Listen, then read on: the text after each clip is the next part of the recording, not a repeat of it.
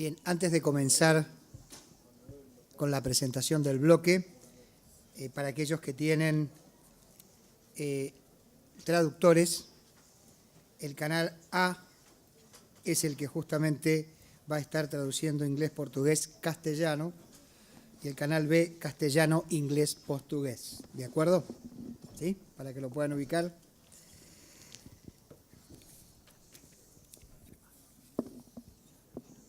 Bien, también voy a comentar que uno de nuestros auspiciantes, el MUG, está generando un sorteo y ya tenemos uno de los ganadores, Patricia Schatzman. Puede pasar luego por el stand del MUG para retirar su premio. Ahora en la tarde sé que generaban un nuevo sorteo, así que luego daremos también quién es el ganador. De la misma forma, con aquellos que nos están siguiendo a través del tweet, tenemos el segundo usuario ganador, Boti Alvelo. Repito, Boti Alvelo. Allá nos vemos, muy posiblemente recibas el mensaje y si no pasás luego por el sector de acreditación. Bárbaro. Recuerdo entonces a todos, ya que estamos en el tema, que la forma de participar es justamente siguiéndonos a través del tweet y que, bueno, cada uno de los bloques yo voy a estar dando y una placa me va a acompañar, como lo está haciendo en este momento, el tweet necesario, el hashtag en realidad necesario para que ustedes puedan participar. En este caso, como ustedes ven, es el de robótica, ¿sí? Recordamos también que aquel que salga ganador de este sorteo tendrá un voucher de $75 para poder realizar una compra en Amazon.com. También les recuerdo que tenemos otra forma de participar, también a través del tweet, y que es completando la encuesta online, la cual nos va a permitir participar por el sorteo de una porta notebook que nos ha donado HP. Estemos atentos entonces en cada uno de los inicios para justamente completar estos temas.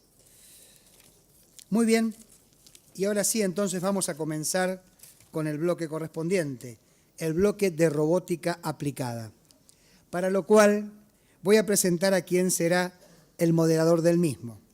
Licenciado Andrés Gilio, licenciado en Comunicación Periodística en la Universidad Católica Argentina. Tras desempeñarse como asistente de producción y productor periodístico en diversos medios radiales y televisivos, Radio Palermo, Radio del Plata y América, entre otros, se dedicó a la comunicación y relaciones institucionales en empresas de tecnología, trabajando para compañías como mercadolibre.com y Motorola, entre otras. En el 2007, Andrés Gilio ingresó a IBM Argentina y desde entonces lidera el programa Iniciativa Académica de IBM, fortaleciendo las relaciones institucionales de la compañía con todas las universidades de Sudamérica. Actualmente se desempeña como gerente de asuntos públicos de IBM Argentina. Estimado licenciado, lo dejo en compañía de su distinguido bloque. Muchas gracias, Edelmar. Bueno, muchas gracias a todos también por estar presenciando este bloque. Siempre, como digo, siempre desde ya 5 años que participamos del City, es para mí un honor y un gusto poder estar acá con todos.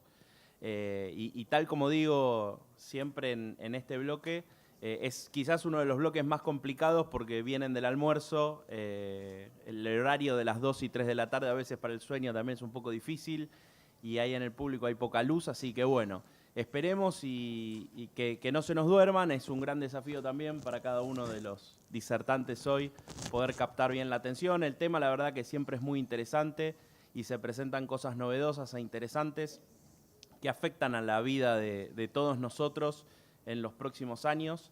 Así que la robótica ya es una realidad, son cosas que ya están entre nosotros.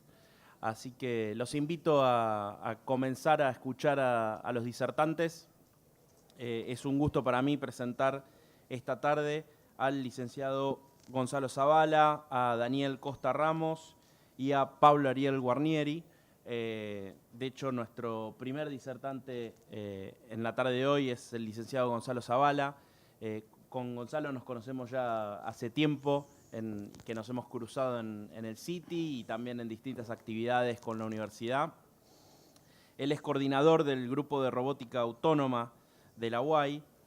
Adicionalmente, el licenciado Zavala es licenciado en Ciencias de la Computación de la UBA, en la Facultad de Ciencias Exactas. Y bueno, él es uno de los creadores y organizadores de las muy reconocidas Roboligas. Así que es un placer para mí presentar esta tarde su disertación sobre Remote Robotics. Así que, Gonzalo. Bueno, buenas tardes, muchas gracias. Yo soy el responsable de que se despierten de acá. Y para eso hemos traído chiches nuevos, esperemos que funcionen. Tratando de usar nuevas tecnologías. Bueno, la idea de esta presentación es comentarles o darle un marco a un proyecto que estamos desarrollando en la universidad hace muy poquito tiempo, de robótica remota, siempre con el espíritu por detrás, que verán en todos nuestros proyectos en el grupo de robótica autónoma, de tecnología aplicada a la educación, ¿no? En este caso, después de haber desarrollado un software que probablemente conozcan, que es Physically Toys, y haber posteriormente comenzado un proyecto de desarrollar una placa muy económica para poder hacer robótica con las netbooks que los chicos tienen en la escuela, la idea ahora es hacer un paso todavía más allá de los bajos recursos que puede tener una escuela en cualquier parte del mundo y armar un laboratorio remoto de robótica. ¿Qué significa esto? La posibilidad de solicitar un turno, así como allá hay telescopios de este estilo, donde uno puede solicitar un turno y utilizarlo desde cualquier lugar del mundo, viendo en la web lo que el telescopio capta. En este caso sería la posibilidad de utilizar un robot, programar un robot desde la escuela, que sea, como decía recién, en cualquier parte del mundo, y ver qué es lo que realiza ese robot dentro de un ambiente controlado que tenemos en el centro de investigaciones. Ahora, realizar un robot remoto implica una serie de dificultades y también es interesante la aplicación que tiene este tipo de robots en diferentes ámbitos. Por eso vamos a contar un poco, bueno, a qué nos referimos cuando nos referimos a un robot remoto. Esencialmente es un robot semiautónomo, es decir, que tiene que tener algún control de un ser humano en forma externa. Después vamos a explicar por qué semiautónomo, tiene que tener cierta autonomía. Y la distancia a la cual yo voy a controlar el robot me presenta ciertos elementos críticos, que vamos a comentar ahora y que yo tengo que tener en cuenta para que el robot funcione efectivamente. ¿Por qué nos interesa desarrollar nosotros robots remotos? Bueno, un punto bastante conocido es el tema de seguridad. Yo tengo que acceder, el ejemplo es Fukushima, ¿sí? El más reciente, ¿no? Un lugar contaminado con residuos nucleares, tengo que acceder para poder limpiarlo, para abrir válvulas, etc. Un ser humano no puede ingresar porque tendría altísimo riesgo de vida, por lo tanto tengo ya un robot que pueda realizar operaciones de adentro, ¿sí? O otro caso podría ser el que estamos viendo acá, hay un incendio, el lugar para acceder es complejo, envío un robot que pueda hacer las operaciones controlado de alguna manera por un ser humano. Otro motivo que nos interesa por los cuales nos interesa hacer robots remotos es la imposibilidad de acceso. Y ahí está el ejemplo más claro, con Curiosity, enviar a una persona a Marte tiene muchísimos costos de diferente tipo. Por ejemplo, el costo del riesgo humano, o seguramente el comentario del marido o la mujer de la persona que viaja, pues un año de ida, más estar allá, más un año de vuelta, otra vez te estás escapando de casa, ¿sí? Bien, en vez de enviar a una persona, enviamos un robot a realizar las operaciones que nosotros queremos en Marte. Ya es el tercero que se envía, Curiosity. Hay uno que ha fallecido, entre comillas, el año pasado, y tenemos dos en funcionamiento, Curiosity y el anterior. Y una tercera razón por la cual hacemos robots remotos es lo que llamamos omnipresencia. Y acá omnipresencia podemos nombrarla de dos lados distintos. Por un lado, la posibilidad de que, este es un caso real, un chico que tiene una enfermedad de inmunodeficiencia que no puede concurrir a la escuela, pueda concurrir con un avatar, que es el robot que acompaña a sus compañeros físicamente en la clase. Él puede ver lo que están haciendo dentro de la clase y lo pueden ver a él desde la casa.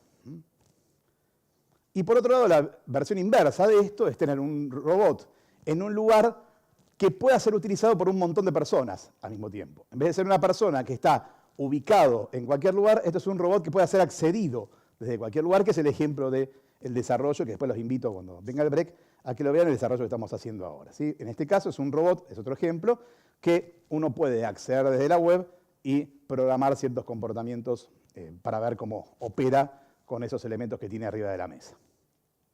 Ahora bien, realizar un robot de estos tiene algunas dificultades, que es lo que vamos a charlar hoy, ¿no? Por un lado, el tema del ancho de banda. Yo tengo que poder transmitir lo que el robot está viendo y lo que el robot está sensando, aparte de lo que está viendo. Puedo tener otro tipo de sensores que necesito. Por ejemplo, el robot que fue a Fukushima tenía que medir la actividad radiactiva que había en el lugar. Para eso tengo que transmitir una cantidad de datos importante, principalmente si tengo video. Bueno, ese es un problema que yo tengo que considerar. El ancho de banda de comunicación tiene que ser suficientemente grande como para recibir todos los datos que a mí me interesa recibir del robot. Por otro lado, aún teniendo un ancho de banda magnífico, depende de la distancia que yo tengo con el robot, puedo tener cierto delay. En general, dentro de la Tierra, ese delay es bastante relativo, porque mi distancia, mal que bien, está relativamente cercana para una comunicación estándar. El tema es si yo tengo un robot en Marte, o tengo un robot saliendo del sistema solar, hacia una nave robótica saliendo del sistema solar. Ahí el delay se complica. Por ejemplo, para comunicarnos con Marte, entre ida y venida tenemos alrededor de unos 12 minutos de delay en la comunicación. Entonces, si el robot, por ejemplo, se está por trabar o caer en un precipicio, tiene que resolverlo por su cuenta, porque si está esperando que yo le diga que pare, mi orden va a llegar un poco tarde. Entre que yo veo que se está por caer, en realidad lo vi 6 minutos más tarde, y le digo pará, le llega 6 minutos más tarde, cuando le llegó la orden, está en el fondo del precipicio. Ese delay hay que resolverlo de alguna manera. Otro problema que tenemos es el de la semiautonomía. Si yo tengo delay, si hay ciertas cosas que aún teniendo las mejor de las cámaras y lo mejor de los sensores, yo no veo, al no estar físicamente, vamos a ver después un video de ejemplo, en el lugar, el robot tiene que poder resolver algunas complicaciones por su cuenta, sin esperar órdenes mías. Por ejemplo, Curiosity tiene la posibilidad de detectar ciertos obstáculos que tiene en el camino y detenerse y avisar antes de quedarse trabado con esos obstáculos. El tema de energía. Si yo tengo un robot remoto que seguramente no tiene posibilidades de acceder a cierta alimentación, como puede ser un robot espacial, un robot aéreo, etc., tengo que resolver de alguna forma el tema de energía. Ustedes saben, en Marte no hay enchufe, no hay ningún sistema de generación eléctrica. Las versiones anteriores llevaban unos muy buenos paneles solares. Cuando llegaba el invierno marciano en el lugar donde estaban ubicados, el robot entraba en una hibernación, un nivel mínimo de funcionamiento, con lo poco que quedaba cargadas las baterías, y una vez que volvía a salir el sol y podían llenar los paneles, volvía a la actividad. Esta última versión, mucho no se comentó, porque hay ciertas discusiones con respecto a esto, tiene una pila nuclear, que le permite una autonomía de funcionamiento de como 50 años, más algunos paneles solares, para no depender solamente de la batería. Pero yo tengo que resolver eso de alguna manera, porque mi posibilidad de acceso a ese robot remoto puede ser o nula, Curiosity y los otros quedaron allá, o compleja aún estando dentro de la Tierra. Por ejemplo, imagínense un robot que está volando y tiene que captar imágenes de un pozo petrolero que está prendido fuego, tiene que tener cierta autonomía como para yo poder filmar, que el robot vuelva, poder recuperarlo, que se enfrente a ciertas dificultades. Otro tema, y los que hacen informática, seguramente muchos de la sala acá, lo sufrirán, es la recuperación automática. ¿Qué pasa si el robot se cuelga? En el caso de nuestros sistemas operativos o programas, reiniciamos la máquina. Es lo primero que nos enseñaron en la primera materia. Si no anda, desenchufa y vuelve a enchufar. Pero este robot está a 100, 200 o cientos de miles de kilómetros de distancia. No lo puedo desenchufar. Tiene que tener algún módulo, y hay un montón de mecanismos para esto, que le permita anticiparse a los cuelgues. Que se dé cuenta de que de alguna manera puede llegar a tener algún problema, una solución, o tener un sistema paralelo que ante la inactividad de su sistema principal lo rebotee automáticamente. Es decir, hablando mal y pronto, tengo que tener un robot al lado con un dedo que lo apague y lo prenda en el momento que este otro robot importante deja de funcionar. No es trivial solucionar esto, ¿eh? Si el robot remoto es un humanoide, tenemos los problemas clásicos de humanoides. El problema más importante o más complejo es el tema de equilibrio. Y otra cosa que nos interesa, si yo quiero captar, o sea, yo el robot lo envié hacia un lugar y quiero tener la mejor calidad de presencia en ese lugar, es decir, me gustaría sentir exactamente lo que siente ese robot en ese lugar para poder sensar y comportarme como corresponde con ese lugar, se desarrollan ciertas interfaces ápticas. ¿Qué significa estas interfaces? Transmisión de sentidos hacia la persona que está operando. Este ejemplo es el ejemplo clásico, ¿sí? Si yo tengo una mano robótica, está agarrando un objeto y yo estoy manipulando esa mano, yo tengo que sentir de alguna manera que ese objeto lo estoy agarrando. Y para eso hay un montón de desarrollos distintos que permiten resolver este problema. Bien, ¿dónde se puede usar los robots remotos? Como vimos en seguridad, robótica espacial, en salud, vamos a ver un ejemplo. El ejemplo clásico es el Da Vinci, como robot remoto aplicado a la salud. En construcción, la posibilidad de construir, por ejemplo, fuera de la Tierra, ¿sí? Estructuras. La idea es enviar a Marte o a la Luna robots e impresoras 3D que permitan construir estructuras sin presencia humana y extrayendo el material de la misma Luna o Marte, ¿no? Para no tener que enviar los materiales hacia afuera. En educación, el ejemplo de los robots remotos, entretenimiento, y puse ahí en gris suave, porque no quería resaltarlo ni mucho menos, la robótica militar, que lamentablemente es el campo en estos momentos que más invierte en investigación en robótica remota, ¿sí? Y el ejemplo de los drones norteamericanos, que fue un gran escándalo a principios de año, es un ejemplo clásico y claro de robótica remota, lamentablemente. Bien, algunos ejemplos de robótica remota, después los invito, después del break, a que vean uno acá local, y vamos a traer acá al escenario. Bueno, esta es la filmación de un incendio, ¿sí? Con un cuadricóptero. Los bomberos envían, esto está en uso y ayer una de mis hijas estaba viendo la televisión y me mostró que estaban mostrando unas imágenes tomadas por un cuadricóptero, un incendio también reciente, este es más viejo. Los bomberos envían esto y pueden ver desde la parte superior cómo está desperdigado el incendio dentro de un edificio y ahí saber por dónde pueden entrar, dónde atacar el foco de fuego, ¿sí?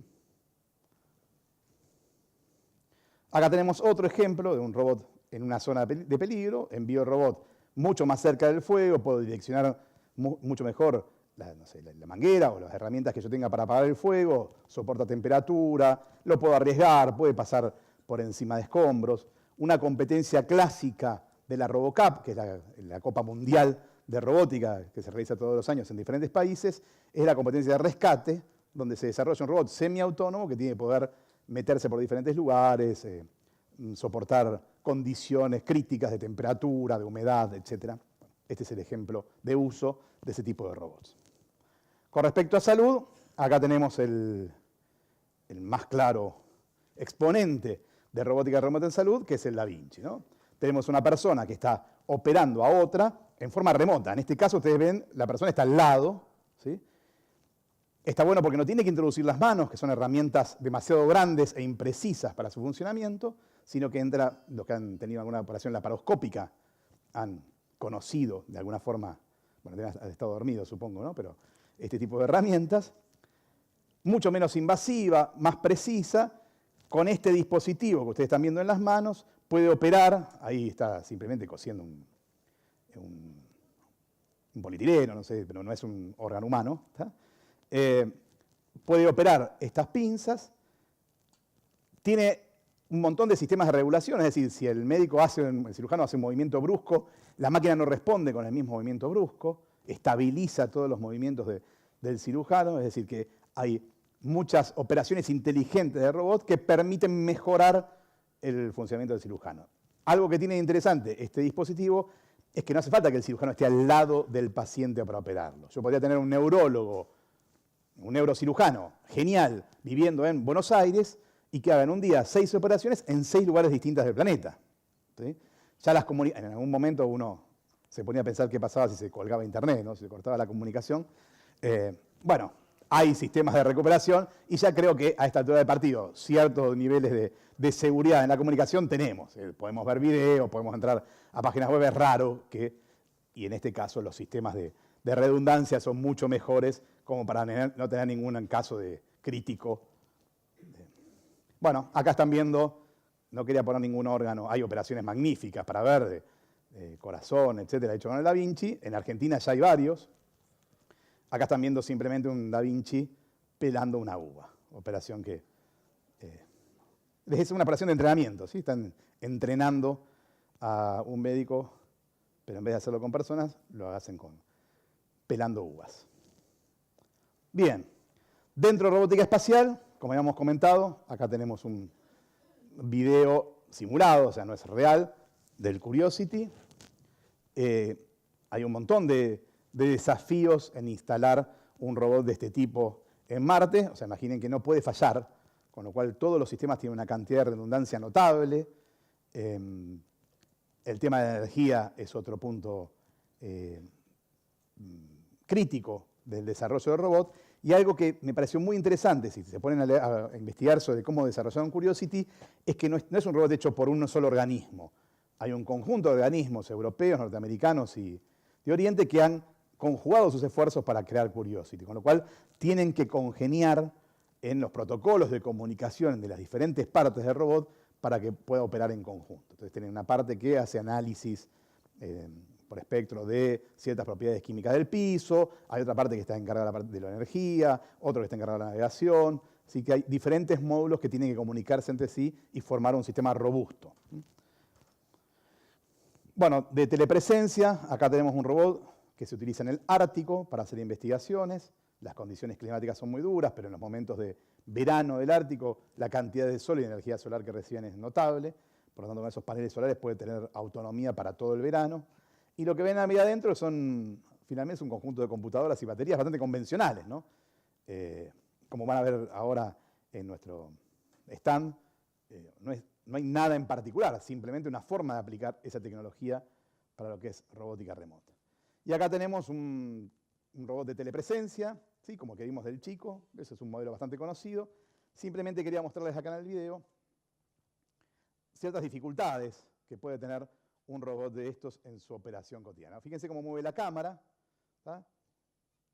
Pasea por la oficina y puede participar de reuniones, hablar con los compañeros, no come, pero acompaña en la comida. ¿Tá? Y fíjense ahora cómo se lleva puesta la planta y la pared. Eso es porque no tiene resuelta cierta semiautonomía. Está respetando a rajatabla las órdenes que le da el operador del robot y no tendría que ser así.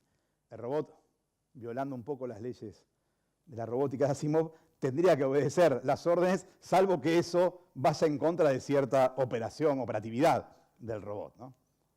Si Asimov me escuchara, seguramente estaría criticando lo que estoy diciendo, pues se podrían revelar los robots si esto fuera así. Muy bien. Bueno, muchísimas gracias. Los invito entonces, al terminar este bloque en el break, a que se acerquen, así les mostramos los desarrollos que tenemos de robótica remota. Y ahí tienen mi mail y la página web del grupo de investigación de robótica ahí en el CAETI, para que escriban si tienen algún interés adicional. Muchísimas gracias.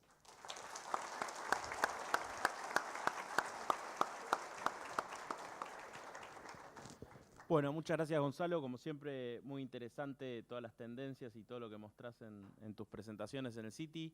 Quiero avisarles, cualquiera que tenga una consulta para Gonzalo o para los siguientes expositores, por favor si puede tomar nota y acercarla, que sobre el final vamos a dejar un espacio para consultas obviamente a cada uno de los expositores. Siguiendo con las presentaciones de esta tarde en el bloque de robótica, vamos ahora a escuchar a Daniel Costa Ramos. Daniel Costa nos acompaña, es compañero latinoamericano, viene de Brasil. Daniel obtuvo una maestría en Ingeniería de Automatización y Sistemas en Brasil y es ingeniero eléctrico con orientación en control y automatización. Tiene diversas publicaciones en estos temas y bueno, nos acompaña esta tarde para presentarnos robótica como herramientas de enseñanza. Así que un aplauso para Daniel, por favor, y damos comienzo a la presentación.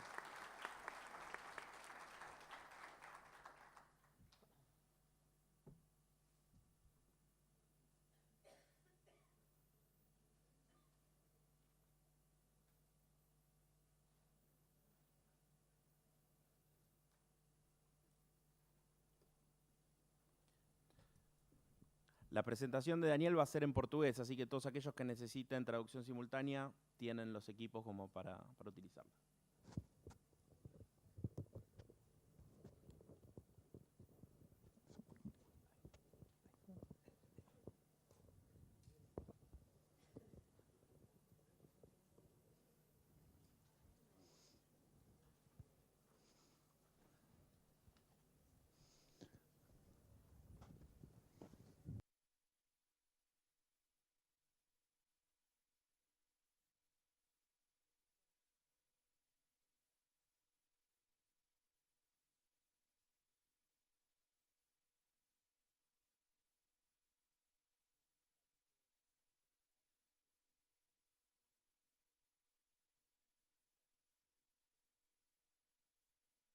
la presentación, no muy precisos, pero lo traduje para ayudarlos en la comprensión.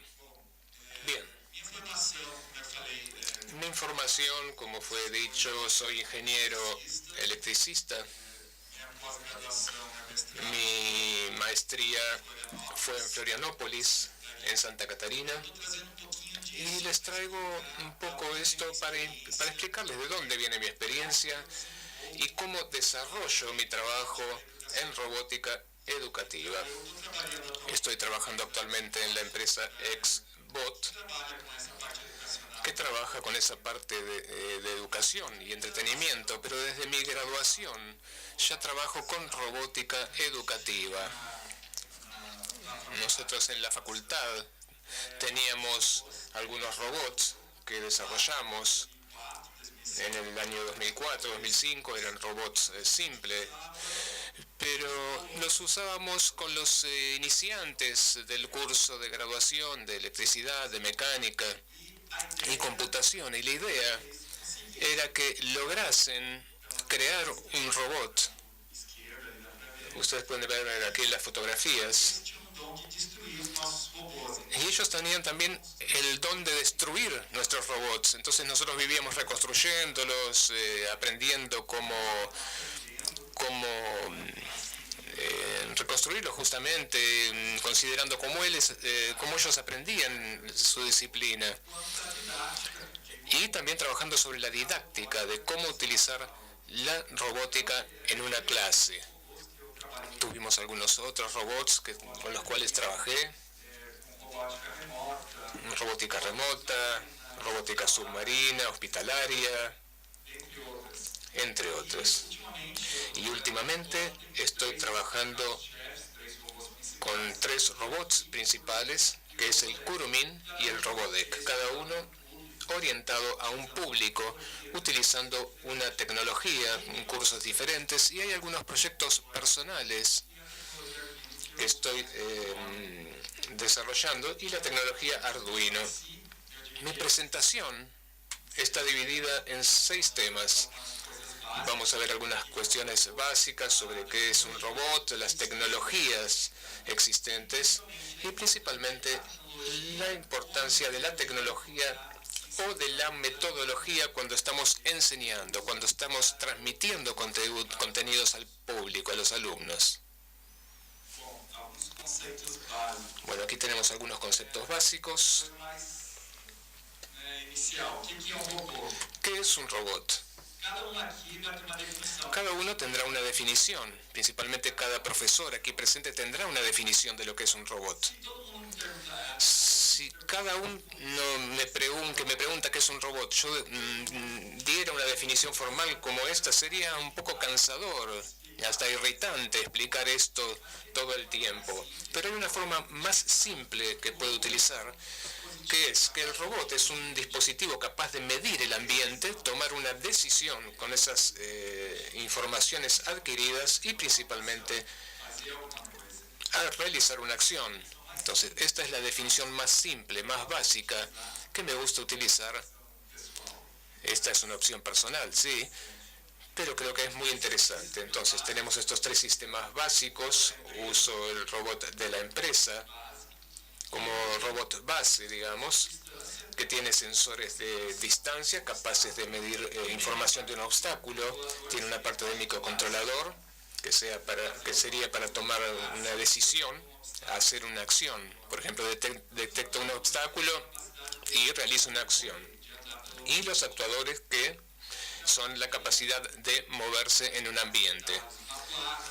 Entonces tenemos, entrando más en detalle, una placa con una radio que tiene una comunicación con la computadora. Tenemos los motores simples. Tenemos sensores de distancia en ese robot con un emisor y un receptor que logra medir la distancia de un obstáculo. Y también podemos tener algunos aparatos adicionales, el sistema de indicación, las baterías, cosas adicionales que puede tener cualquier robot. Y también tenemos la parte de programación, cómo el usuario pone las decisiones en el robot. Porque a veces pensamos que el robot hace todo solo, pero no, eso no es verdad. En realidad es nuestra inteligencia es la que está en el robot. Nosotros transmitimos lo que tiene que hacer y debe tener alguna instancia, alguna forma de transmitir esto. Una de ellas es a través de bloques y otra a través del lenguaje de programación. Entonces les di una visión general de lo que es un robot. Ahora vamos a hablar sobre algunos kits comerciales, no solo de mi empresa, sino de todas las que existen en el mercado, para que tengan una idea. Las separé en 4 categorías: no estructurada, estructurada, flexible y libre. ¿Qué sería la categoría no estructurada? Es lo que más vemos. Sería un kit totalmente desmontable y el foco es el montaje del dispositivo en sí. Entonces tenemos aquí un trabajo muy orientado a la creatividad. El alumno va a tomar esto, va a montarlo, hace lo que quiera, va a trabajar con formas diferentes. Entonces aquí muchas veces pedimos una estandarización, pero es difícil que todos los alumnos tengan el mismo robot o que todas las escuelas trabajen con el mismo montaje. Aquí tenemos otras empresas que fabrican kits. Vean que hay un cierto estándar, cambia un poco la tecnología. Tenemos el de Bex, el de Canex también. Build Steam también tiene algunos modelos interesantes, pero el más conocido es el de Lego, que ahora llegó a la 3ª edición. Es uno de los fabricantes mayores de kits, a pesar de que es un poco caro para el que lo quiere tener en su casa. No es cualquiera que puede pagar $2.000 o $3.000 para tener un kit como este. Es un poco complicado su adquisición. También tenemos los robots estructurados, que son soluciones cerradas. O sea, ya están listos para ser usados. La idea es que el alumno no tiene que preocuparse por la construcción o por el montaje del robot. Ya tiene algo listo y estandarizado para todos. Entonces, esto está más orientado a la programación. Aquí tenemos un ejemplo del Hemison, que fue uno con los que trabajé, y el Kepera, de la K-Team. Tenemos robots también estructurados para investigación. El Pioneer es un robot muy utilizado, se encuentra en todos los institutos de investigación avanzada, principalmente por un motivo de que todos quieren reproducir los mismos resultados que otros investigadores tuvieron en otras partes del mundo. Y este robot es muy confiable. Es una visión de una utilización de este robot. Tenemos también otras soluciones cerradas, principalmente para identificación de ambientes, mapeo 3D. Aquí tenemos 2 ejemplos de empresas, fabricantes. Tenemos también el LinkBot, que es un robot muy actual. Es una solución cerrada también, pero un poco más híbrida. Combina varios robots para formar uno solo. Por eso que les dije, las categorías, traté de separarlas, pero no están muy definidas. A veces tenemos las características que se repiten entre un robot y otro. Tenemos también robots flexibles, que considero que son robots que vienen como una solución cerrada, pero la idea es expandir esto. Entonces tenemos robots como el Arduino, y la idea del Arduino es que pueda expandir su funcionalidad con la funcionalidad deseada. Tenemos en general un robot base y, por ejemplo, queremos conectarlo con internet, ponemos un chip y el programa ya está funcionando. Es un poco más avanzado, pero facilita mucho cuando quiero tener varias utilidades en mi robot. Aquí tenemos un robot que adquirí recientemente, el robot Arduino. Es un lanzamiento de este año y tiene esa idea, tiene una base, pero tiene la posibilidad de adicionar varios sensores, varios componentes, y ese es el enfoque de este robot. Y tenemos el robot, la robótica libre, que usa basura tecnológica, digamos. Entonces tenemos restos de computadoras, de impresoras, y se junta todo eso para crear un kit, un robot. En ese momento usamos materiales básicos, pegamento, para hacer un robot de este tipo. Y los robots de la empresa en la que trabajo son opciones más cerradas, son estos tres, como les mostré antes. Ese más pequeño es el más simple, el más utilizado para programaciones que no exigen mucha precisión. Tenemos ese amarillo y tenemos uno más avanzado, más parecido con el Pioneer, que es el Robodeck. Bueno, hablé un poco de la tecnología, pero la tecnología es importante, es fundamental. Tenemos en una clase, en un curso, dos situaciones. Tenemos a los alumnos que hablan mal de los profesores y los profesores clasificando a los alumnos. Es decir, bueno, ese grupo, no voy a perder tiempo con ese grupo porque no se interesan por nada, no tienen interés, se la pasan en el Facebook viendo otras cosas, no tienen interés. Los alumnos hablan de los profesores, uy, esa clase es aburrida, yo no participo más. Y de esa forma nada funciona realmente. Entonces la idea es cambiar el foco, cambiar el enfoque. No clasificar más al alumno, no clasificar más al profesor y enfocar qué es lo que hace el alumno. Hacer que el alumno haga algo, que ponga las cosas en práctica. Entonces se sale de enfocar el contenido y se enfoca la competencia.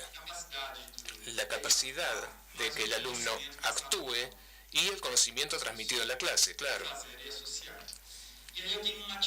Y aquí tengo una actividad para ustedes que les traje, es muy simple, que es tratar de memorizar esta tabla. Esta es una tabla correcta, tenemos un número, unos símbolos y tenemos 10 segundos para memorizar esta tabla. Y ustedes van a decirme cuáles son los símbolos.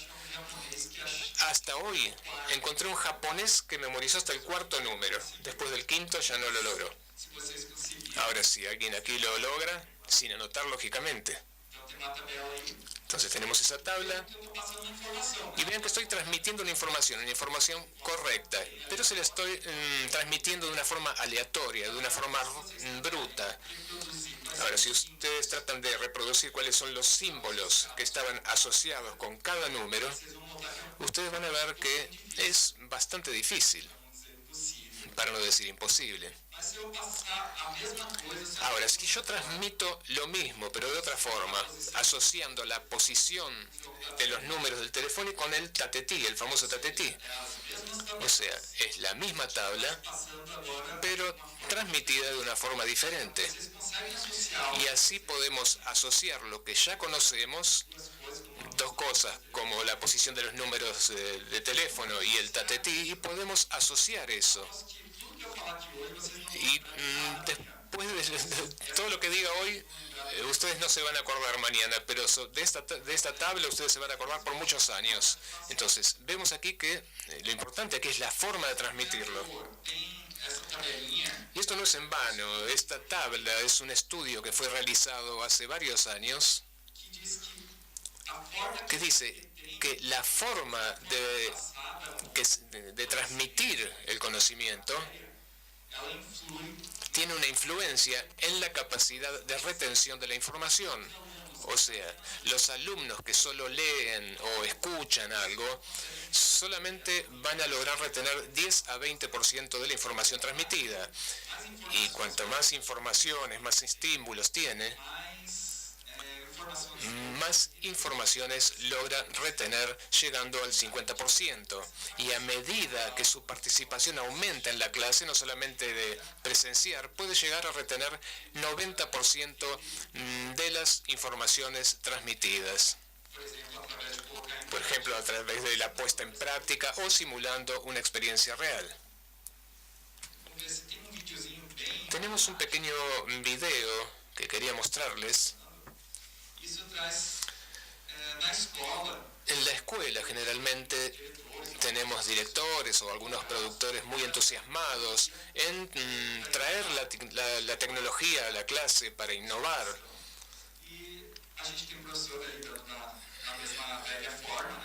Aquí tenemos un profesor enseñando a la vieja usanza, digamos, y llega el director.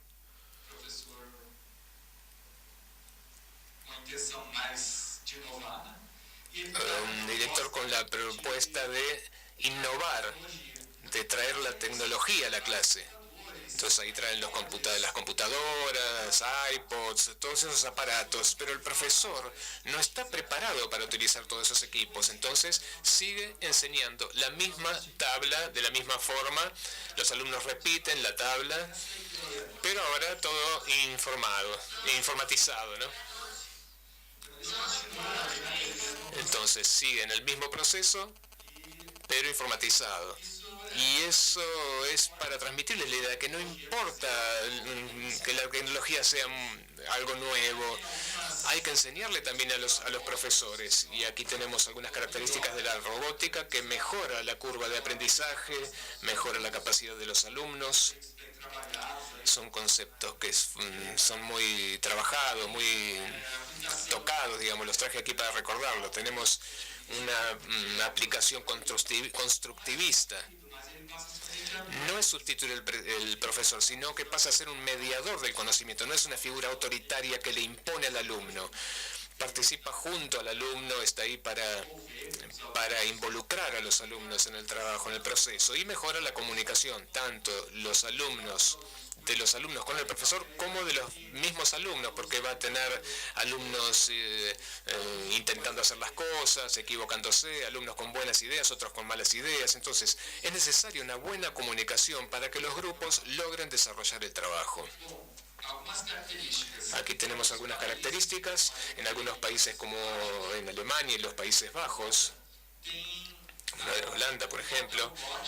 El enfoque de la robótica está muy presente en las escuelas, llegando al 100% de las escuelas públicas. En Inglaterra, Italia, España, Canadá y Estados Unidos están en camino a esto.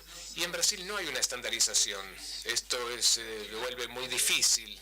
Lo que sucede, por ejemplo, en una ciudad que elige un kit, un método, otra escuela un kit, otro método diferente, entonces hay una diversidad muy amplia de kits, de profesores que usan materiales diferentes, que no se puede asociar uno con el otro.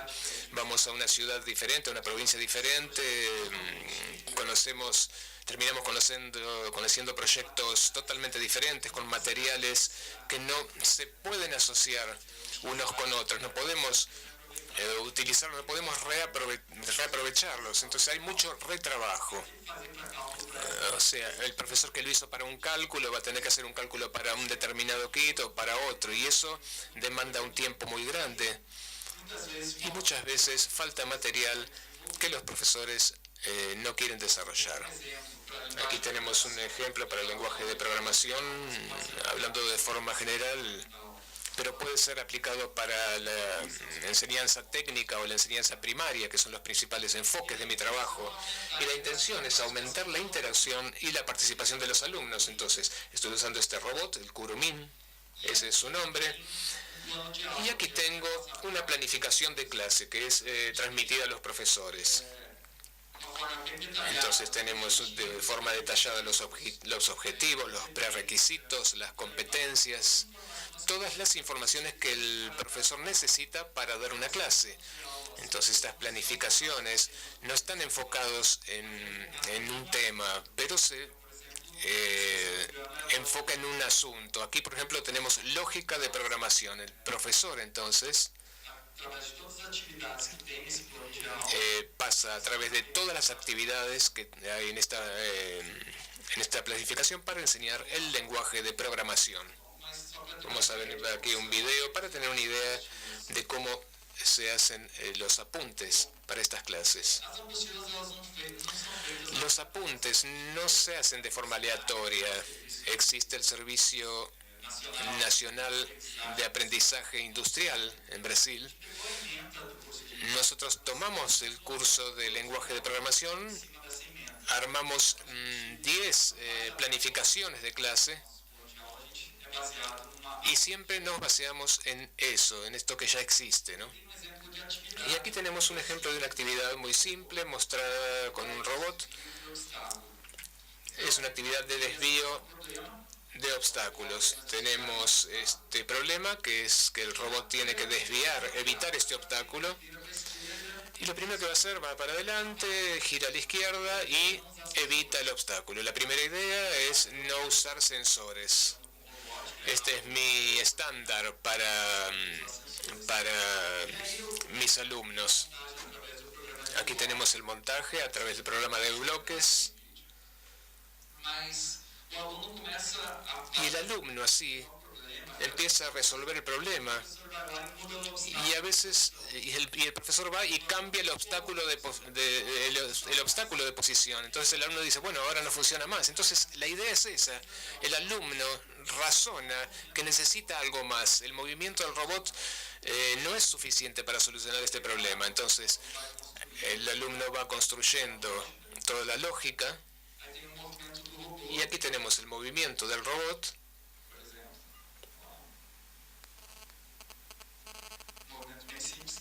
Movimiento simple. Es lo que la mayor parte de los alumnos hacen. Cosas simples, así empiezan. Simplemente caminar un poco, calcula la distancia y realiza el movimiento. La idea es que cuando el profesor cambia la posición del obstáculo, el robot ya no logra hacer la misma acción. Y aquí tenemos un ejemplo.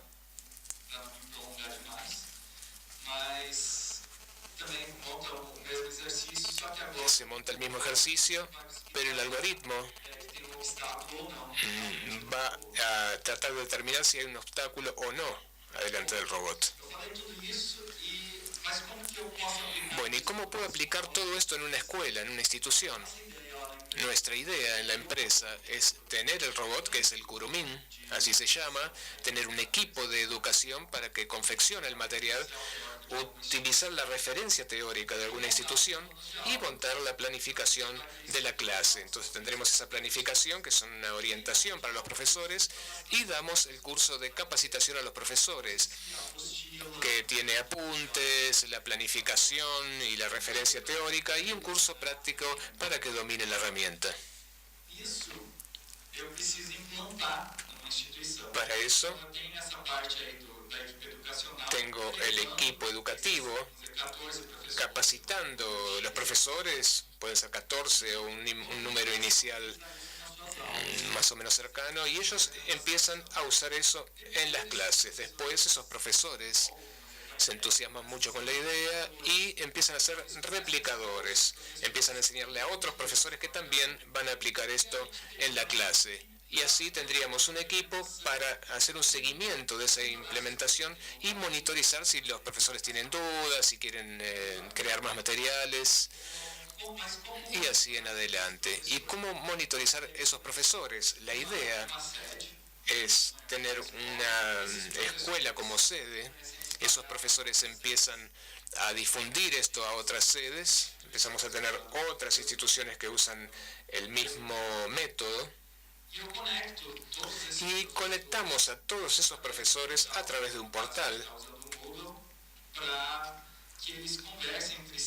para que puedan intercambiar experiencias. Y tenemos entonces todos estos participantes centralizados en el portal. Bueno, esta es mi presentación. Hay algunas conclusiones finales. En primer lugar, la robótica no viene a reemplazar al profesor, sino a ayudarlo, así como el proyector, como otras herramientas surgieron. Entonces, la idea de que el profesor será reemplazado, no, eso no es real. Existen varios kits para diferentes aplicaciones, para diferentes niveles de edades, y va a depender mucho del trabajo realizado, del grado de conocimiento. Cualquiera puede trabajar con esto, no necesita ser un ingeniero o alguien del área de educación. Los materiales deben ser creados para ayudar al profesor todo profesor siempre tendrá una resistencia, presentará una resistencia para utilizarlo. Entonces debemos probar para él que es una cosa fácil de usar. Y la idea es trabajar en 3 áreas principales, que es a través de cursos, a través de un portal para centralizar las informaciones y los apuntes con la planificación de las clases. Bueno, les voy a dejar aquí mis datos de contactos y por si tienen alguna duda, muchas gracias por su atención y quiero agradecer también al profesor Carlos y a Susana por todo el apoyo que me dieron en mi viaje aquí a Argentina. Y es eso, muchas gracias.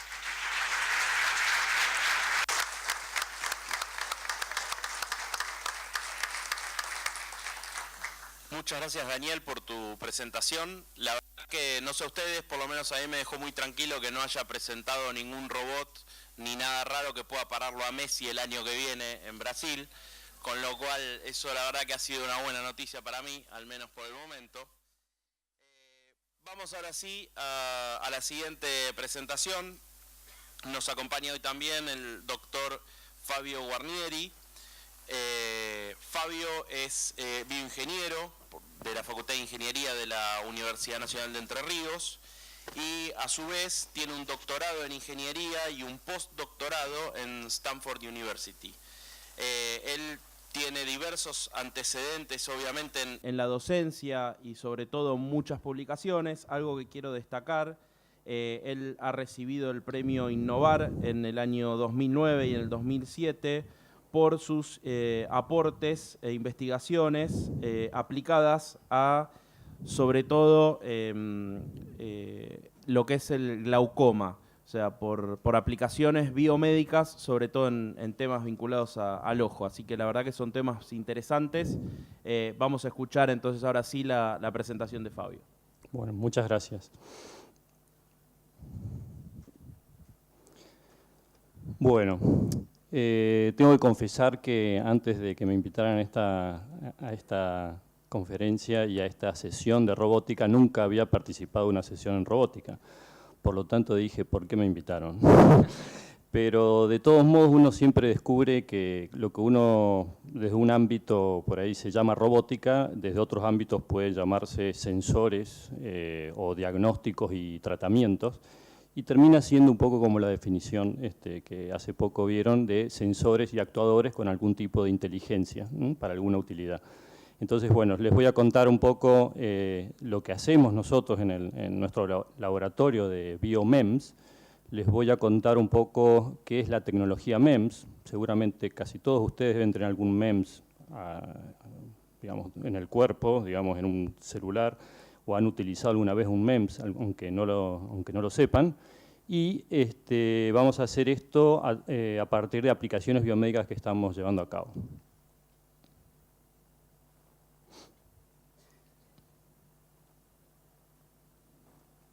Bien, entonces les voy a contar un poco qué es la nanotecnología y los MEMS. Podríamos decir que los MEMS son microsistemas. Y también existen los NEMS, aunque en mucho menor desarrollo, o nanosistemas.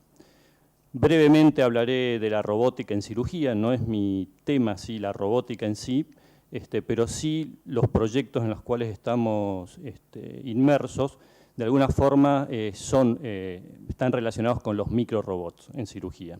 Y bueno, les contaré los proyectos en los que estamos, de cirugía ocular planificada por computadora, una especie de antesala a la robótica o a la visión computacional, un proyecto de sensores para medir la presión intraocular dentro del ojo, y también a nivel de actuadores, un proyecto en el cual estamos muy inmersos y pronto saldrá una startup de la universidad y del CONICET de una microválvula inteligente para el glaucoma. Bueno, nanotecnología, si hay físicos aquí, sabrán quién es Richard Feynman, un poco de él se acuña lo que es la nanotecnología. ¿Qué es lo relevante decir de la nanotecnología? Bueno, es esa frase que quizás cuando se suben a un colectivo les dicen, bueno, vayan más atrás que hay más lugar. Bueno, en realidad la nanotecnología lo que hace es tratar de prestar atención a una escala en la cual estaba olvidada, porque hasta esa época se conocía tanto la escala micro y milimétrica y macro, y por el otro lado ya se conocía la estructura atómica y molecular. Por lo tanto, alguien se había olvidado el espacio que había entre un átomo, una molécula y un micrón, que es mucho espacio. Es muchísimo espacio, a pesar de que estaba muy olvidado. Entonces lo que hizo Richard Feynman es, ojo, que ahí hay mucho lugar como para hacer cosas nuevas, leyes nuevas, que no son ni atómicas, ni a escala quizás de la mecánica del continuo, que justamente ese esquizofrenia de la materia o del espacio, es decir, sino que soy algo atómico y algo de la mecánica del continuo, hace que haya leyes nuevas como para descubrir, potenciar sensores, lograr actuadores nuevos, y bueno, para las empresas nuevas patentes y nuevas formas de vender productos, ¿no? Pero bueno, ese es un poco Bueno, un poco la escala, aquí no, la idea, esto lo doy en mis clases, pero no, la idea es no ser exhaustivo con esto, pero bueno, ustedes pueden ver un mapa del lado biológico, los tamaños, desde las hormigas hasta el ADN, y del mundo artificial, desde los ASICs o incluso los microsistemas, la microelectrónica y quizás han oído hablar de los nanotubos de carbono, productos artificiales de la nanotecnología hoy en día. ¿Por qué es importante la nanotecnología? Bueno, un poco lo que dije anteriormente y sobre todo porque es lo que se llama una tecnología disruptiva, es decir, no es una tecnología incremental, un pequeño adelanto, una pequeña mejora más de un producto, sino que es como un cambio de paradigma, ¿no? Es un impacto comparable a otras tecnologías que revolucionaron, como es la tecnología del semiconductor, de la información, de la biología molecular y la celular. Y las áreas de impacto son transversales, es decir, en cualquiera de las áreas en el cual está inmerso el hombre se puede desarrollar la nanotecnología. Bueno, si uno ya no está convencido, podemos hablar de los números. Bueno, es exponencial la inversión de los diferentes estados del mundo desarrollado, y bueno, y sigue siéndolo tanto en millones o billones, como se habla en Estados Unidos, de dólares por año, también es en el número de patentes, ¿no? Entonces, bueno, este es un área quizás la realidad de hoy no es tan visible en lo cotidiano, aunque enseguida vamos a demostrar que sí, pero esto es claramente el presente y el futuro. Bueno, a nivel de investigadores en nanotecnología en el mundo, podemos decir que en el 2008 hay 400.000 en el mundo y se espera o se necesitan para el 2020 6 millones. Así que ya en China, por ejemplo, la nanotecnología se enseña desde la primaria y recién en Estados Unidos se están viendo algunos programas en la secundaria. O sea que cualquiera que se quiera adelantar está en tiempo, ¿no? Bueno, ¿cuáles son las expectativas de un instituto de nanotecnología de Estados Unidos en cuanto a la nanotecnología? Bueno, que la primera generación van a ser nanoestructuras pasivas, como por ejemplo los nanotubos. Es interesante ver que, por ejemplo, el nanotubo de carbono, que si bien tiene una estructura similar a la del diamante o a las de las fibras de carbono, al plegarlo y hacer fibras, o sea, tiene la dureza del diamante y tiene la flexibilidad de una fibra de carbono. Así que imagínense un auto hecho con nanotubos de carbono. No va a poder rayarse y va a ser a su vez liviano. Bueno, el tema es la manufactura, cómo llegar eso a dimensiones de manufactura macroscópicas. La segunda generación, que ya estamos en esa etapa, son los transistores o nanotransistores. Bueno, todo el mundo sabe cuando va a comprar una computadora según la ley de Moore todos los años, que cada vez más chiquito el transistor. Bueno, ¿alguien sabe de qué tamaño es el transistor del último Pentium i7, etcétera? ¿Nadie? ¿No? 32 nanómetros, 14 nanómetros, bueno, eso ya estamos, y hay un cuello de botella que es justamente el llegar al nanómetro donde las propiedades van a empezar a ser atómicas, y ahí sí que vamos a tener que buscar a los físicos con la mecánica cuántica para que nos enseñen cómo controlar un transistor. Y la tercera generación, que es quizás lo que nosotros vamos a aplicar, no tanto desde la nanoescala, pero sí desde la microescala, que son los nanosistemas tridimensionales, es decir, combinar sensores, actuadores en un mismo sistema miniaturizado. Y la cuarta generación, quizás más de hoy en día para los biólogos y también para los que escriben novelas de nanotecnología, son los nanosistemas moleculares. Yo soy un poquito viejo, vi esa famosa película del Viaje Fantástico, no sé si alguien lo vio, donde se miniaturizaban médicos en una cápsula como si fuera un submarino, se miniaturizaban y se inyectaban por sangre. Entonces ellos iban a combatir a una arteria dentro del cerebro que era inaccesible en forma por Da Vinci, en forma robótica o por un mismo cirujano, desde adentro poder curar una enfermedad inaccesible. Bueno, esa es, a veces acá dicen 2020, dicen que generalmente las estimaciones en el corto plazo, uno queda como subestima el corto plazo. Yo voy a llegar en el 2005 a los nanotransistores, bueno, quizás sea en el 2015, 2020, pero sin embargo dicen que en el largo plazo uno se queda corto. Entonces, bueno, veamos qué va a pasar dentro de 20 años. Bueno, la tecnología MEMS. Esta es la tecnología que nosotros estamos aplicando en el laboratorio, ¿no? Como para que esto no sea una futurología o algo que se hace en otro mundo. Esto se puede hacer en la CONEA aquí en San Martín, en la CONEA en Bariloche, y bueno, y a nivel de bio-MEMS en nuestro laboratorio. Bueno, ¿qué son los MEMS? Quizás ven ahí una especie de estructura 3D, con un microscopio electrónico de barrido. Se ve ahí una hormiga, para que comparen las dimensiones. Bueno, esos son una especie de micromotores. ¿Qué es la tecnología MEMS? O sea, ¿es solamente hacer un motorcito o un sensor en chiquitito a microescala? No, la tecnología MEMS es hacer en miniatura un sensor y un actuador, pero con tecnología heredada de los semiconductores. ¿Qué quiere decir eso? Que uno puede aprovechar toda la manufactura, el procesamiento en lotes de los circuitos integrados, y a través de las mismas tecnologías y quizás con algunos agregados poder llegar a hacer no solamente microelectrónica o nanoelectrónica, como se hace hoy en día, sino también hacer microsistemas, es decir, estructuras mecánicas, químicas, fluídicas, electromagnéticas, ópticas. Entonces, toda una revolución. Y esta es una revolución del hardware, porque como ingeniero, uno que estudió mucho electrónica, a veces se sentía un poco como decir, bueno, ¿para qué voy a hacer yo un DMA o un acceso directo a memoria si esto está recontrahecho, lo compro, bueno, etcétera? Esto ya lo hace Siemens, lo hace Texas, etcétera. Bueno, los MEMS nos dieron más trabajo, los ingenieros. ¿Por qué? Porque así como en electrónica todo el diseño es por software, uno no va a un foundry a hacer un chip, sino que lo que hace es un diseño, lo envía y vuelve el chip. Pero a nivel MEMS no está todo hecho, ni todo dicho, y el software es mucho más complicado. Bueno, mi background mi doctorado fue en mecánica computacional, es decir, que tuve que estudiar muchos cálculo numérico para resolver problemas físicos y mecánicos. Entonces, ese es un área muy interesante para los ingenieros y para las interdisciplinas de diseñar cosas nuevas. No solamente podemos copiar, pero también hay cosas de innovación en el cual si uno llega a ese estado del arte de que no hay comercial y no hay nadie que lo haga, uno puede a través de herramientas numéricas como la simulación computacional poder llegar a diseñar algo nuevo, y eso es muy interesante.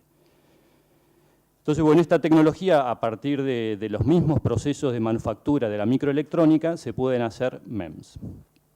Entonces, bueno, no sé si alguna vez han visto una oblea de silicio, ahí es donde se hacen los circuitos integrados, la famosa pastilla, que lo que ustedes ven en realidad quizás en una plaqueta es ya empaquetada, pero la pastilla que está dentro viene del silicio, y bueno, pero a su vez los MEMS es hacer en la misma oblea de silicio un microespejo. ¿Y ustedes saben dónde hay un microespejo a nivel comercial? ¿No? Los proyectores. ¿Conocen los proyectores DLP en vez de LCD? Bueno, los proyectores de DLP es una matriz de microespejos donde cada píxel es un microespejo que se mueve con un actuador electrostático a una velocidad impresionante y tan chiquito que obviamente uno puede ver una imagen en una resolución adecuada. Y permite, a diferencia del LCD, mucha mejor reflexión de la luz. Bueno, los switch de radiofrecuencia de los celulares también son hechos con este tipo de estructuras. Y aquí rápidamente, antes de entrar a nuestros proyectos, les voy a contar dónde están los MEMS, o el top 10 de los productos MEMS que ustedes seguramente conocen. Bueno, el primero es la impresora chorra tinta. La impresora chorra tinta revolucionó justamente porque uno podía tener, o sea, antes de la impresora chorra tinta había o la impresora láser, que era muy cara en esa época, y ¿qué había? ¿Alguien usó la otra versión económica? La impresora matricial, ¿no? A cinta, bueno, barata, pero muy fea, muy mala calidad. Bueno, la impresora chorra tinta lo que permitió es, al costo de una impresora matricial, tener la calidad de una láser. ¿Gracias a qué? A la tecnología MEMS. ¿Por qué? Porque algo sofisticado, como un dosificador de la tinta, con una microtobera, donde a través de un circuito electrónico uno calienta la tinta, o a través de ultrasonido eyecta la tinta en forma precisa, todo eso que dije lo hace un MEMS, todo eso complicado se puede hacer barato a gran escala gracias a heredar la tecnología de los semiconductores y de los circuitos integrados. Esa es la revolución de los MEMS, el poder hacer cosas muy chiquititas, complicadas, pero a bajo costo en grandes lotes. Bueno, como les comentaba, el segundo es, bueno, aquí les voy a ir contando, este es el impresor chorra tinta. Ahí está la estructura.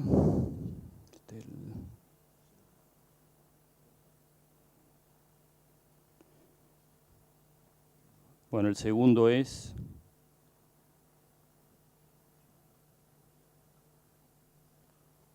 Se me tildó esto.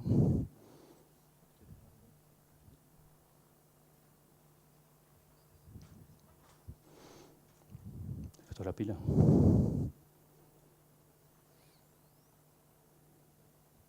Se acabó la pila. Bueno, es el gran problema de la tecnología, la energía. Bueno, lo cuento de acá.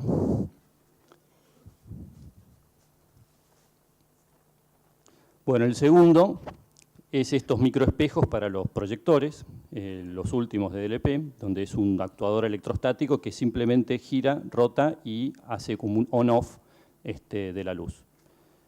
Aquí pueden comparar ahí arriba la punta de un alfiler, ¿sí?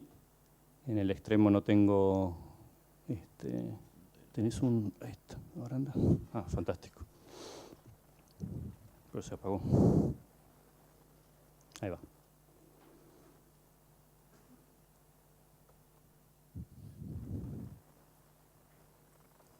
Bien.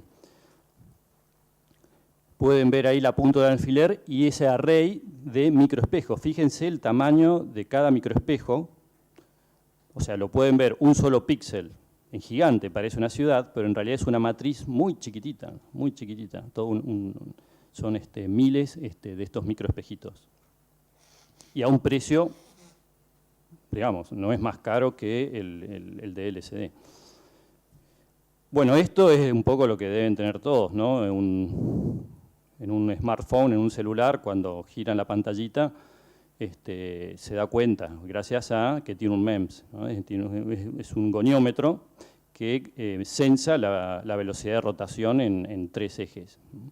También lo pueden ver en los airbags, también es otro acelerómetro que mide un pico de aceleración para activar la bolsa. Bueno, esto quizás un poco más complicado, pero para un bioquímico sería fantástico. Hoy ustedes saben que para hacer cualquier muestra tienen que ir a un laboratorio bioquímico y a los tantos días le entregan un llamado test de Lisa u otros tipos de Western, Southern y Northern blots o precipitados. Bueno, con la tecnología MEMS se puede hacer eso en una matriz, a microescala, es decir, en vez de usar muestras de sangre, son mucho más chiquititas, casi no invasivas, y a su vez la velocidad de procesamiento en pequeña escala es mucho más rápido que en gran escala. Por lo tanto, hay todo un ahorro de reactivos, de drogas, de tiempo, etc. Esto es lo que la industria farmacéutica está empezando a implementar para acelerar sus procesos de descubrimiento de drogas, por ejemplo, que son tan costosos, y son tan costosos justamente por toda la robótica, quizás gigante, que tienen que usar para hacer test en forma, a una escala de 100.000 pruebas Bien, bueno, esto sería lo que sería un MEMS microfluídico. Bueno, sensores de presión en autos, también.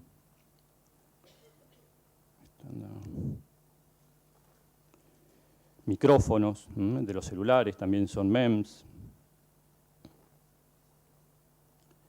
Bueno, ya entramos a quizás algo más tecnológico, como son reemplazar osciladores de cuarzo, quizás el que sabe de electrónica entiende de esto, por osciladores que son electromecánicos. Esto tiene ventajas debido a que uno puede hacer más chiquito el oscilador y a su vez que uno puede, bueno, es una cuestión muy tecnológica de poder hacer algo chiquito y de mejor performance que el actual oscilador. Toda la revolución de las telecomunicaciones está relacionada con esto, ¿no? De hacer más eficiente, bueno, un poco lo que les decía, un switch de radiofrecuencia con tecnología MEMS. Esto es lo que está permitiendo que hoy tengamos una computadora que se comunica todo el tiempo a la velocidad que hacemos, que era inimaginable hace 10 años. Y bueno, finalmente, el décimo, por eso quería llegar a él, un sensor de presión médico. Así como había un sensor de presión para automóviles, un sensor de presión médico. Y aquí sí vamos a contar un poquito más nuestros trabajos.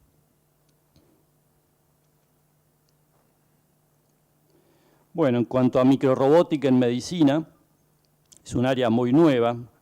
No incluyo al Da Vinci porque no es no es un microrobot. En realidad son un poco decepcionantes los microrobots, porque uno se imagina algo como el Da Vinci o como el robot que entrega los diplomas, o si quieren la película esta, alguien que miniaturizado combate cuerpos extraños dentro del torrente sanguíneo. En realidad estos microrobots pueden llegar a ser imanes, o microimanes, o microferritas, que con un campo magnético externo uno puede moverlos dentro del cuerpo. Una idea tan sencilla como esa, pero que permite a través de una jeringa, de una medida muy, muy pequeña, mínimamente invasiva, inyectar esas partículas y con esos campos poder moverlos. Entonces se está estudiando lo mismo que se hace con los movimientos que se estudian para robots, esas partículas que pueden ser micropartículas y en otros casos pueden ser nanopartículas. Esto permite, por ejemplo, en una vitrectomía o un desprendimiento de retina, en vez de que el cirujano depender de, bueno, al igual que en el Da Vinci hay un cirujano en forma remota, aquí el cirujano también está en forma remota o al lado y trata de ir moviendo las partículas magnéticas variando el campo. Hay unos cuadripolos para poder mover con todos los ejes de movimiento las partículas e ir sellando ese desprendimiento de la retina a una escala milimétrica y micrométrica. Y también, bueno, hay diferentes actuadores, pero bueno, no es mi tema, vamos a ir directamente a lo que nosotros hacemos.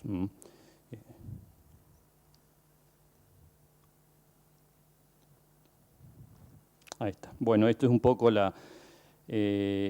estado del arte de la microrobótica, como les contaba, es muy diverso, quizás, y es como decía al principio, lo que nosotros por ahí no lo llamamos microrobótica o robótica, le llamamos, por ejemplo, stents. Pero bueno, ¿qué es un stent, no? Es decir, es introducir un actuador que a través de alguna acción, algún sensado, por ejemplo, de temperatura, incluso hasta magnético, se puede abrir y tratar de abrir una arteria y dejar pasar el bloqueo.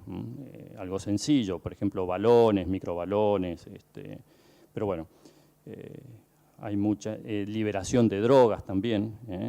Bueno, justamente nuestra aplicación está muy relacionada con la liberación de drogas, es decir, un MEMS, como la impresora chorratinta, un microdosificador que puede liberar alguna sustancia a demanda o incluso con un sensor cuando se necesite. El típico es para la diabetes. Un MEMS que introducido puede liberar insulina cuando sensa que la glucosa está muy alta. Bueno, al principio el primer proyecto en el cual nos empeñamos fue la cirugía planificada ocular por computadora. Esto lo hice en mi proyecto final de bioingeniería y luego en mi tesis doctoral. no conocía ni la nanotecnología ni los MEMS, por lo tanto iba por un camino más bien computacional. Entonces la idea es tomar imágenes médicas típicas, como por ejemplo la topografía corneal o los espesores de la córnea, tratar de dimensionar la córnea en forma geométrica, reconstruirla como si fuera en AutoCAD, y luego a través de la simulación en computadora mecánica o biomecánica, es lo que ven ahí, es una cirugía donde se le han hecho 4 incisiones en la córnea, eso deforma la córnea a través de la presión intraocular del ojo, y el cirujano lo que puede hacer es, y luego se hace un cálculo de la refracción óptica debido a esa modificación geométrica y mecánica de la córnea, y con eso el cirujano puede planificar su cirugía, variar, decir qué pasa si la incisión es más larga, más corta, etcétera, etcétera. Tener datos de cada paciente y no como las tablas que aún hoy tienen, basadas en datos estadísticos, pruebas en animales, etcétera. Para ello hubo que estudiar muy bien la biomecánica corneal, transferir esa información a un modelo mecánico y luego hacer ese tipo de simulaciones.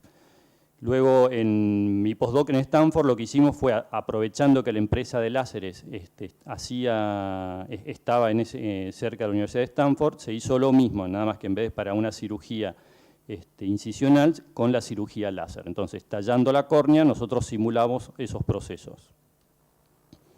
Como ven ahí, la SIC, no sé si alguno se ha operado, que corrige la miopía y el astigmatismo, lo que hace es ablacionar una parte de la córnea y darle una cierta curvatura propia para corregir la metropía o la refracción óptica. Lo que nosotros hacíamos era calcular cuál era el defecto que tenía por adelgazar la córnea mecánicamente.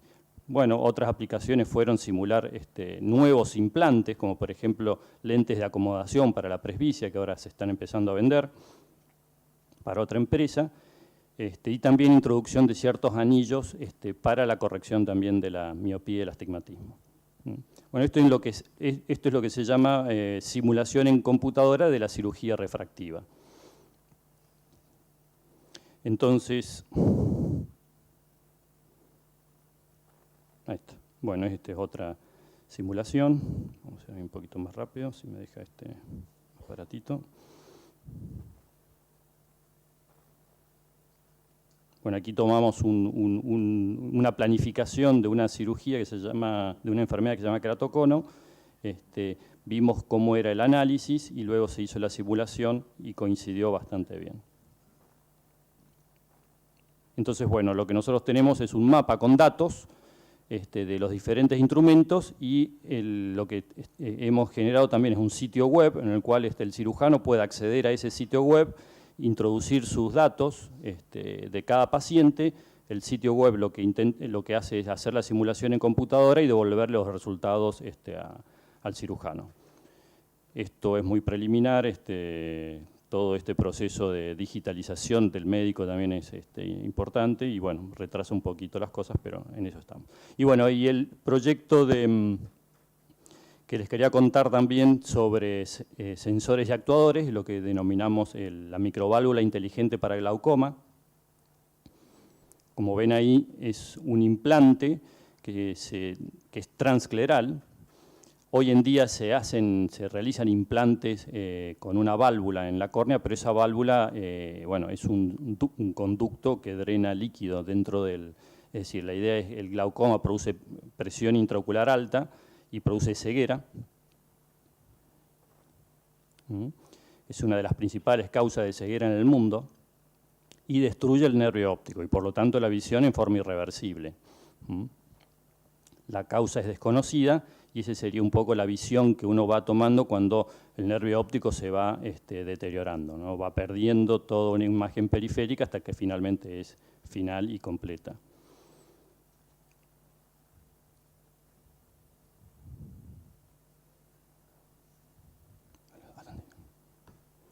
¿Dónde está la máquina? Ah, ¿ya está? Ah. No, me parece que es la pila nomás. Bueno, ahí va.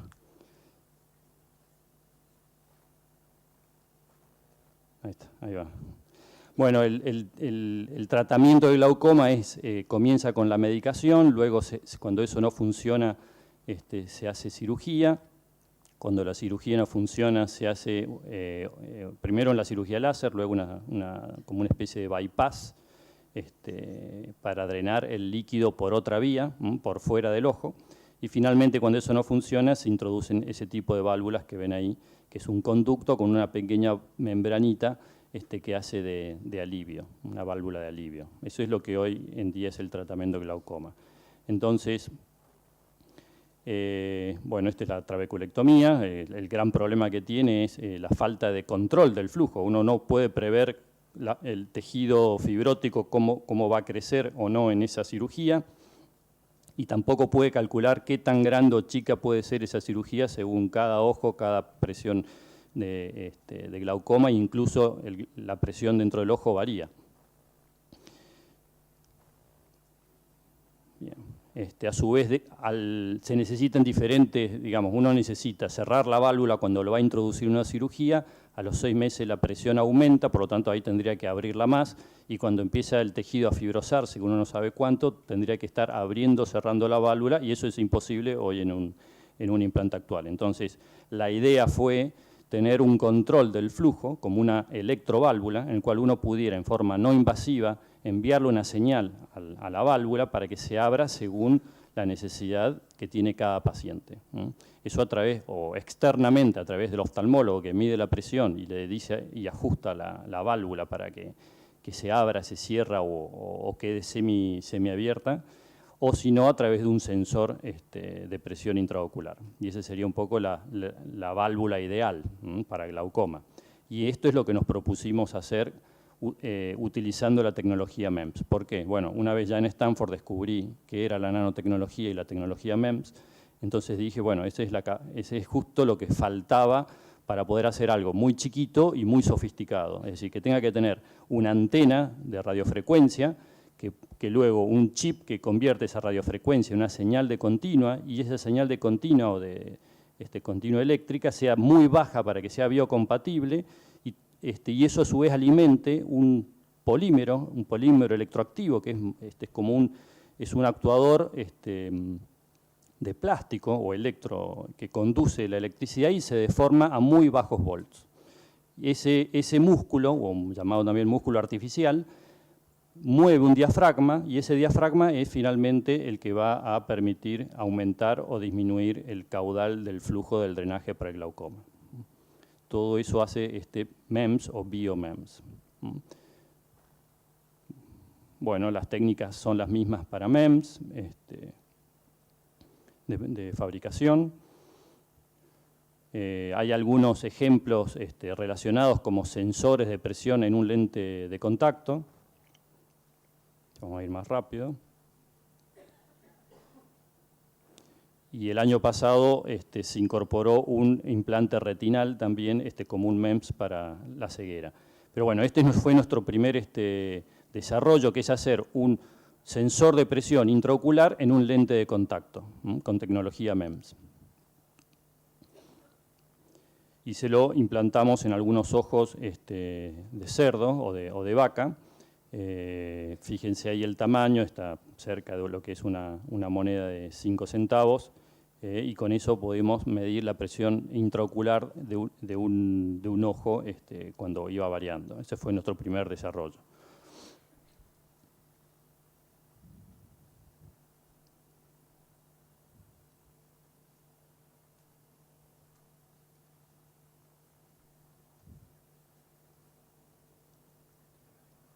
Creo que me cuesta más esto que desarrollar el MEMS. No, está bien. Bien, la microválvula para glaucoma, ahí tienen, lo que ven ahí es el primer prototipo que finalmente desarrollamos para implantarlo en ojos de cerdo. Bueno, ahí en dorado lo que es un electrodo con un diafragma, tienen la cánula donde entra el líquido que viene del interior del ojo, y lo que ven en negro como una viga es el polímero electroactivo o músculo artificial, que a su vez tiene un microchip, como ven ahí en una de las esquinas, es un DAI, que no lo fabricamos nosotros, porque no se fabrica en Argentina, lo enviamos a fabricar para que haga esa conversión de radiofrecuencia a continua con un valor demodulado del valor de continua necesario para mover y deformar la microválvula. Bueno, esto pudimos patentarlo incluso en Estados Unidos, eso fue toda una experiencia y un logro también poder competir en Estados Unidos con una patente, y eso también nos da mucho confianza y también tiempo de desarrollo, porque estas cosas son muy largas y poder tener la protección de una patente a uno le permite desarrollarlo confiado de que, bueno, que si esto funciona, va a poder tener una inversión y una protección, ¿no? Eso es algo, la verdad que es muy importante pensar en las universidades de lograr patentes justamente para que la investigación luego tenga un fruto, incluso hasta para la misma universidad.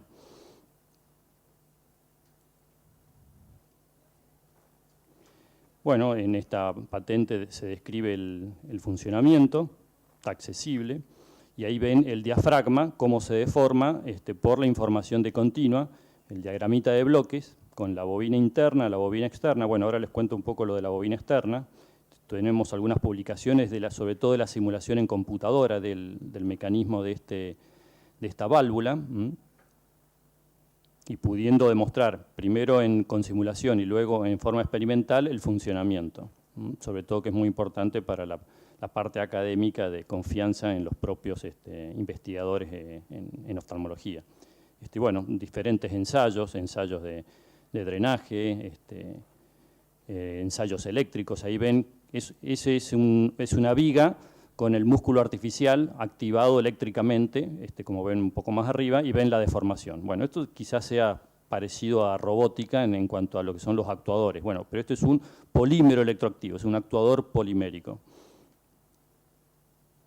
Quizás en algunos helicópteros se han logrado incorporar, debido a que son muy livianos. Bueno, algunos ensayos. La microelectrónica, o sea, el microchip, con la bobina de radiofrecuencia, los testeos, algunos diagramas más de la microválvula. Bueno, ahí lo ven finalmente. Lo que ven hacia la derecha es el escáner, es decir, la bobina externa con la cual alimentamos la bobina interna, es la energía, no hay batería, sino que la microválvula solamente se activa con una radiofrecuencia externa. Y esto es suficiente, por ejemplo, hacerlo 2 o 3 veces por día para chequearse la presión y modificar el valor de la válvula.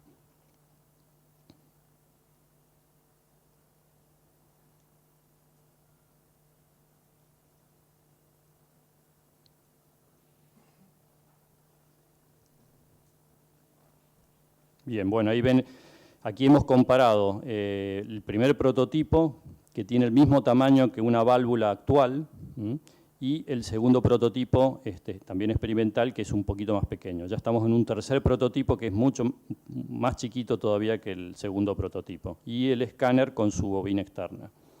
Y esto lo implantamos en unos ojos de cerdo, o de vaca, perdón, debido al tamaño que tenía el prototipo inicial, completo.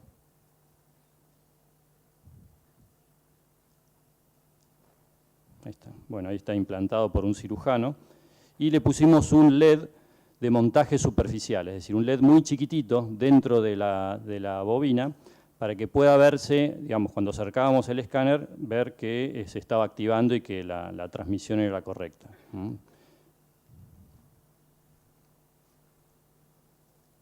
Bueno, espero terminar pronto y no sufrir más con este control.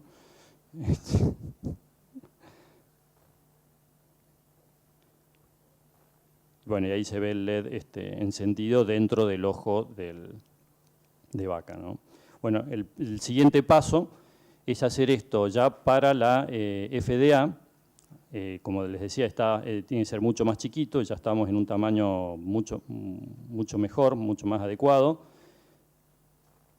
en una sala limpia que se hizo en la universidad para poder hacer los implantes con todas las normas necesarias para su aprobación en la etapa regulatoria, y el próximo paso es seguir a través de la FDA o del ANMAT unas pruebas en conejos durante 6 meses y poder estudiar la performance y la seguridad de este implante. Entonces, bueno, esto sería un ejemplo de un sensor que mide la presión intraocular con un actuador que mueve una válvula o mueve un diafragma de tipo para una válvula y para una aplicación biomédica como el de controlar o aliviar el glaucoma reduciendo la presión intraocular.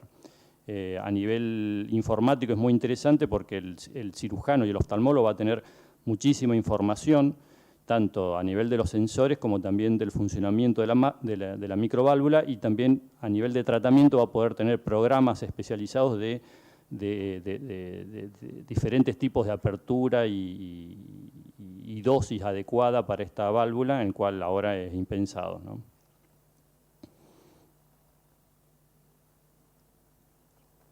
Bueno, muchas gracias.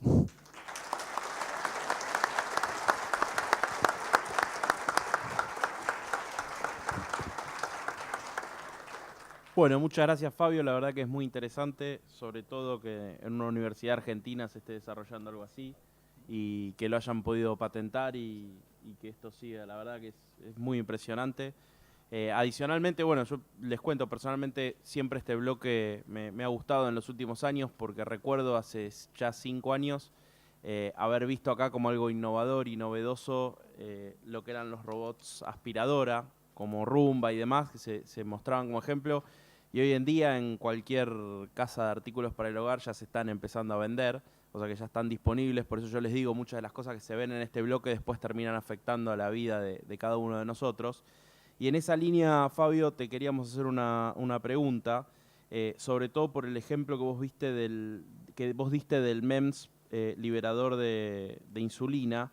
Si eso ya está implementado o si es simplemente un proyecto, digamos, ¿en qué estado está eso?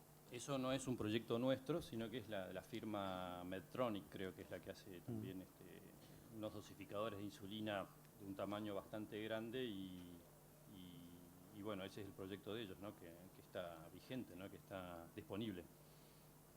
Bien, muy bien. ¿Ya se puede comprar? Comprar no sé, sé que está disponible, pero bueno, hay veces que el producto puede estar disponible y comercialmente quizás todavía no es el momento, o quizás quieren seguir vendiendo el otro, o tiene algún problemita, ¿no? Bien. Aquí tenemos una pregunta para el profesor Ramos. Sí, lo que pregunta el público es ¿cuál podría ser el aporte de la robótica en la mejora de la currícula educativa? Which could be the support or how can robotics help to build a better curriculum? Bom, a robótica em si, ela já traz vários benefícios, depende também do curso. Por exemplo, eu tenho uma ideia de aplicar para graduação ou cursos de mecatrônica. Os alunos de engenharia, geralmente, só depois do 3º ano que tem contato com a robótica ou com disciplinas específicas. E tem muita evasão. Então, seria uma aplicação aí que melhora muito e evita que os alunos fiquem só na teoria e acabem fugindo vamos dizer, das engenharias, que geralmente tem uma evasão bem grande, principalmente, pelo menos lá no Brasil. Alguns outros cursos, vamos dizer, outras linhas de pesquisa, como focar para ensino fundamental, agrega bastante porque tu traz, vamos dizer, essa parte tecnológica que os alunos, as crianças, os adolescentes já estão acostumados e muitas vezes eles não vêm em sala de aula, eles estão lá sentados, só escutando. Para eles é um sofrimento muito grande. Então, toda vez que eles têm essa oportunidade de trabalhar, eu acho que, vamos dizer, a opinião pessoal, que agrega muito, tanto ao professor que está utilizando uma tecnologia nova, quanto para os alunos tendo a oportunidade de crescer e a robótica em si, ela já traz essa multidisciplinaridade. Então, eu acredito que isso vai tender a aumentar cada vez mais. Bien, muchas gracias. Fabio, otra consulta. ¿cómo compararías vos la realidad tecnológica actual de la Argentina con el mundo, sobre todo en lo que tiene que ver con nanotecnología? Y si actualmente se está exportando algún desarrollo, digamos, en esto. Bueno, la realidad la podemos medir por los números de inversión y del número de investigadores, que con Brasil nada más las diferencias son más de 5 a 10 veces, ¿no? Brasil ha invertido en toda la década del 2000 5 a 6 veces más que Argentina, y bueno, tiene toda, incluso una industria incipiente de empresas en nanotecnología. Así que no nos comparemos tan lejos. De todos modos, desde el 2000 el Ministerio ha hecho grandes avances en la inversión, digamos, de nada a muchísimos, ¿no? Y bueno, estos desarrollos que en la Argentina se deben gracias a la inversión son todos subsidios, digamos, o de la agencia o del CONICET, ¿no? Y la otra pregunta era si hay algo. No, a nivel de exportación no conozco. No conozco. Ok, bien. Bueno, queda finalizado entonces el bloque de robótica. Les agradezco muchísimo a los tres disertantes, la verdad que fue muy interesante conocer en qué están trabajando cada uno de ustedes y sobre todo para conocer también la actualidad y las tendencias de la robótica hoy en día. Así que, Edelmar, damos cierre. Una vez más quiero agradecerle a la universidad por haber confiado en nosotros para acompañarlos, en haber confiado en IBM para acompañarlos un año más en el City. Insisto, es muy importante para nosotros poder trabajar con la universidad para llevarle a todos los estudiantes y a la comunidad académica las últimas tendencias en tecnología y demás. Aprovecho también para comentarles que en uno de los próximos bloques está invitado y va a estar participando Mario Bolo, que él es el Chief Technologist de IBM, o sea, es nuestro referente tecnológico acá en IBM en Argentina, y él les va a contar también todo lo que tiene que ver con las tendencias tecnológicas y cómo está viendo la compañía las distintas tecnologías que hay disponibles hoy y que, como les decía antes, también influyen en la vida de todos nosotros después en soluciones. Así que muchísimas gracias, Edelmar, y muchísimas gracias también a Marcelo de Vincenzi y a toda la gente de la universidad por invitarnos nuevamente. Los agradecidos somos nosotros a IBM y por supuesto a vos por tu participación año tras año. Muchas gracias. Gracias a todo el distinguido panel. Invito al presidente del Congreso y a nuestro secretario a que nos acerque las distinciones para justamente entregar a cada uno de los panelistas.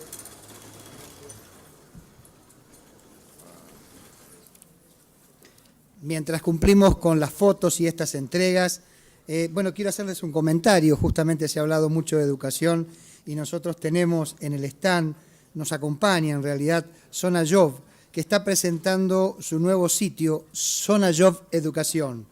Por lo tanto, los invitamos a que participen del stand y que puedan justamente verificar esto que les estoy comentando, ¿no?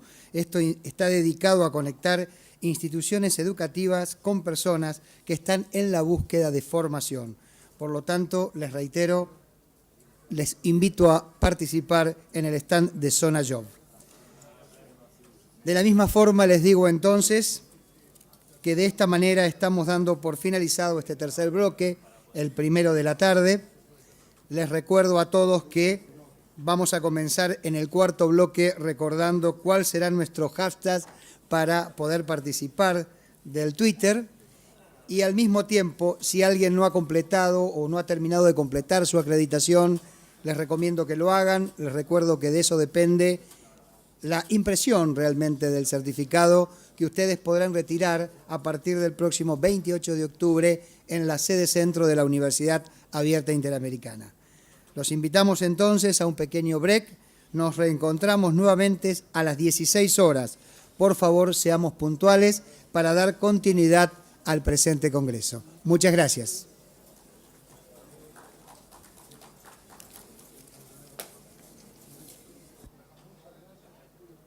¿Familiares que no conozco quizá? Foto. Gracias, chicos. Una foto. Me parece bárbaro, me parece bárbaro. ¿De dónde son? Ah, Sí, por eso te estoy preguntando. ego Ubico. teacher.